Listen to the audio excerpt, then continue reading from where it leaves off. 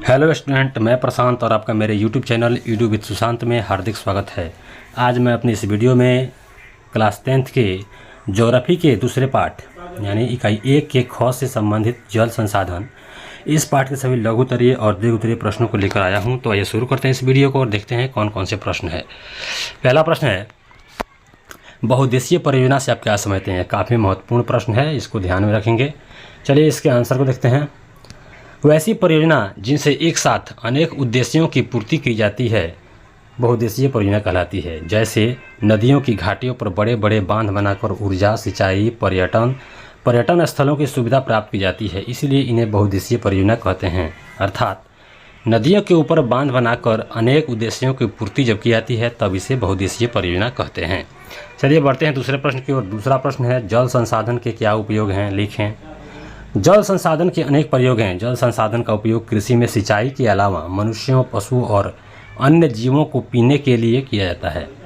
शक्ति उत्पादन में गंदे पानी को बहाने, सफाई कार्य, मछली पालन, मनोरंजन, औद्योगिक कार्य एवं सौर परिवहन आदि हेतु भी किया जाता है। तो जल संसाधन के अनेक उपयोग इस प्रकार हैं। बढ़ते हैं आज के तीसरे प्रश्न की ओर। तीसरा प्रश्न है, अंतर्राज्यीय जल विवाद के क्या कारण हैं? इसके उत्तर को देखते हैं। किसी देश के दो या दो से अधिक राज्यों के बीच नदियों के जल को लेकर होने वाला विवाद अंतर्राज्यीय जल विवाद कहलाता है। स्वतंत्रता के पश्चात जनसंख्या की तीव्र वृद्धि, कृषि विकास, शहरीकरण, औद्योगिकरण आदि के कारण जल की मांग में लगातार वृद्धि होती गई।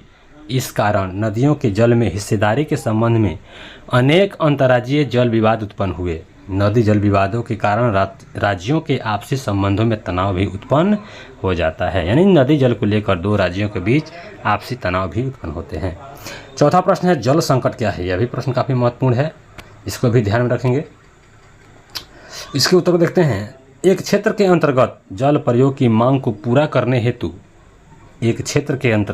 जल उपयोग की मांगों को पूरा करने हेतु उपलब्ध जल संसाधनों की कमी को ही जल संकट कहते हैं।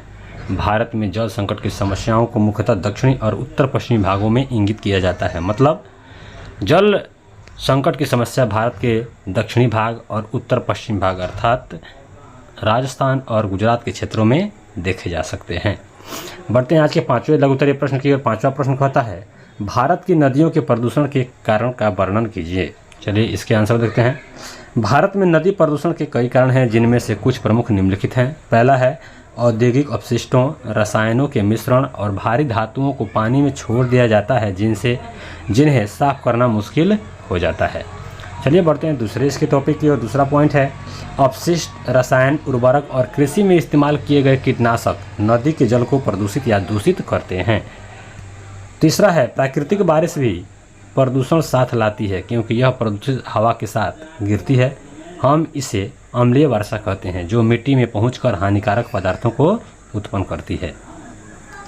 चौथा है, नदियों में प्रवाहित किए गए घरों से निकलने वाले घरेलू अपशिष्ट और गंदे नाले नदियों में प्रदूषण स्तर को भी बढ़ा देते हैं। इस प्रकार हमने लघु उत्तरीय को देखा। अब आते हैं दीर्घ उत्तरीय की। दीर्घ उत्तरीय पहला प्रश्न है, जल संरक्षण से आप क्या समझते हैं? इसके क्या उपाय हैं?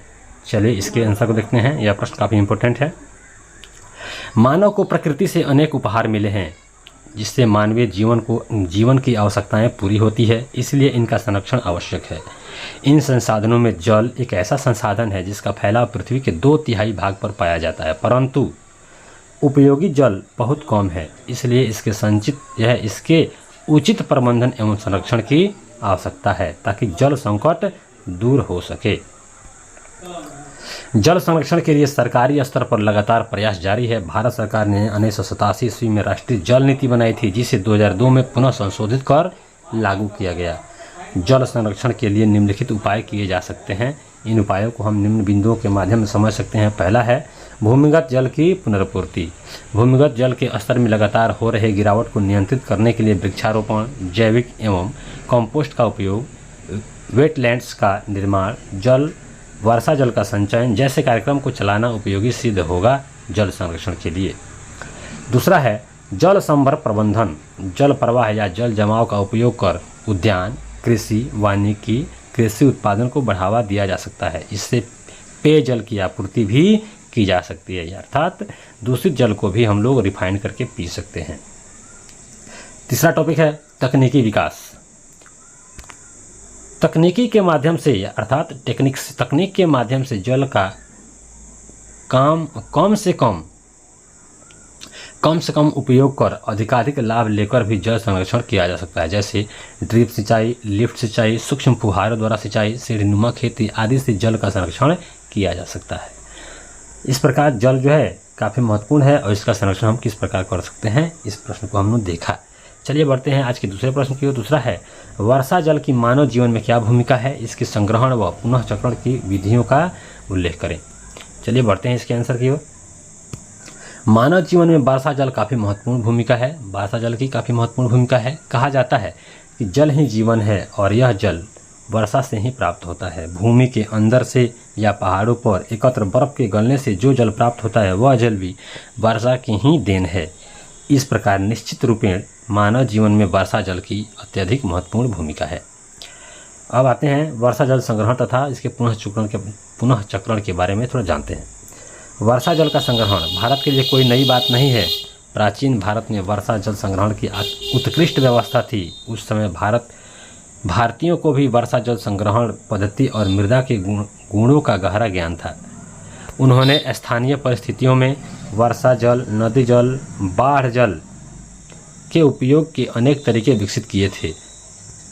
पहाड़ी